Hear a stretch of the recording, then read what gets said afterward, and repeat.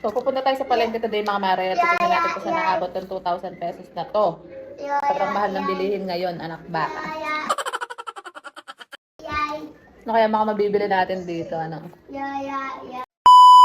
Hello mga mare, for today's video, pagkakasyahin nga natin yung 2,000 pesos na meron tayo. Kung ano nga yung mga mabibili natin for today sa pamamalengke, anak baka. Magmomotor nga sana ako mga mare, pero naisip ko baka mahuli ako. Kaya nagbook na lang ako ng Maxim dito banda sa amin. Pagdating ko nga dito sa palengke mga mare, dumiretso nga ako dito sa suki ko na nagtitinda ng manok at baboy. Dahil bumili nga ako sa kanya ng mga karne, dahil ito lang naman yung mga gusto ng mga anak ko na kinakain. Dumaan din ako dito sa binibilan ko ng isda mga mare, dahil bibili nga ako ng tilapia, galunggong, tsaka nga ng bangus. Dahil kung bibilin mo nga to sa loob ng Severa ay medyo mahal nga siya ng onte, ganun. At syempre hindi nga rin mawawala yung paborito kong tosino na kinikilo sa palengke mga mare, dahil nasasarapan nga ako dyan kaysa sa mga processed food na tosino. At after nga nun mga mare, bumili lang din ako ng mga ilang gulay sa labas ng Mabalacat Public Market. At naisipan ko na nga umuwi dahil medyo mainit-init na sa mga oras na yan. At dahil paggabi nga yung trabaho ng mare nyo, ay noko, hindi na yan siya sanay masikatan ng araw na para bang nasusunog yan pag naiinitan na naksyota.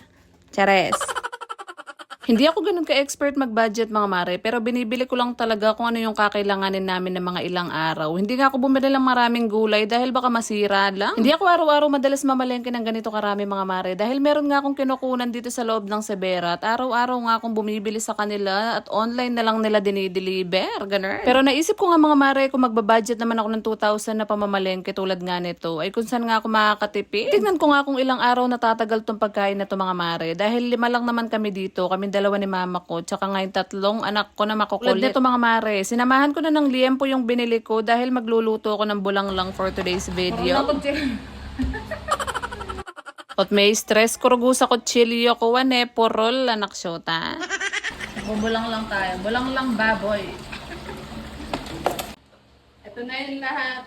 2,000 pesos. Ayun nga mga mare, ito nga yung mga nabili ko sa 2,000 pesos. Merong giniling, merong manok, merong liempo, may bangus, may galunggong, may pork chop. Tsaka may mga konting gulay, bayabas, tilapia. May hotdog, may tocino, may sausage, gano'n. Dahil nahugasan ko naman na lahat to mga mare, meron akong food storage dito. At dito ko nga nilagay yung mga manok, yung isda, gano'n. 3 piraso pa lang yung food organizer na meron ako mga mare. Kaya doon ko na muna nilagay yung manok, yung bangus, tsaka nga yung galunggong. Para mas madali ko silang makikita pag magluluto na ako ng ulam. Gusto mo nga rin ma-organize yung mga ulam nyo kapag nga namimili or namamalengke kayo mga mare. Yung link nito ilalagay ko na lang sa comment section at sa yellow basket. Ganun. At dahil malalaki nga yung tilapia na nabili ko, dito ko na nga lang sila nilagay sa family pan ng Jollibee dahil dito sila magkakasya together with the pork chop, panaksyota.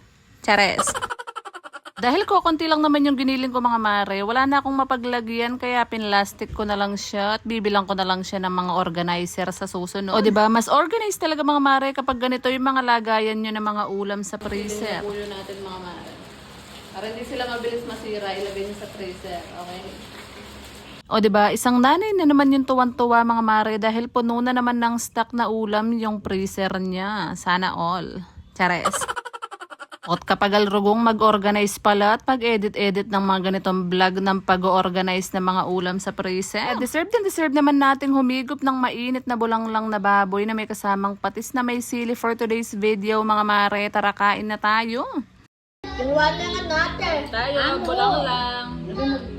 O diba, sulit na sulit din talaga mga mare yung 2,000 na budget natin na pang ulam. Hindi ko lang talaga alam kung ilang araw yung tatagal. Pero i-update ko kayo kung tatagal man siya ng 1 linggo or mahigit pa. Kayo ba mga mare, magkano yung binabudget nyo sa 1 week nyong pang ulam at taga saan kayo? Tanong oras nyo nga ito na panood. Kung nakarating ka sa dulo ng video na ito mga mare, huwag mong kalimutan mag-like, share, and follow. Salamat sa panonood.